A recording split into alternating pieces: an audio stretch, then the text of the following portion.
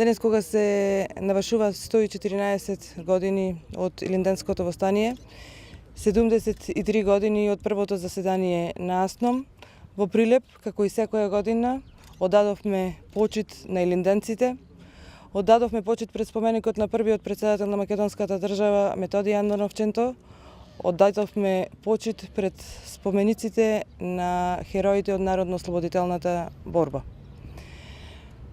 Меѓутоа, за жал, оваа година, овој Илинден, 2 август 2017 година, е многу тажен ден. Затоа што вчера започна разнебитувањето на македонската држава, вчера се започна со промената на македонската историја.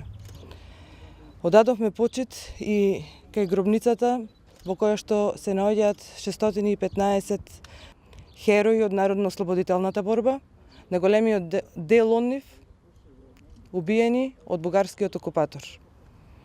Денес се поставува прашањето од наредната година кого ќе чествуваме, чие име ќе славиме, ако не ги променат учебниците и ако не ни дозволат да ги спомнуваме овие херои, кои што всушност е нашето минато, нашата историја, на кои што секоја година и на овој ден со гордост се сеќаваме.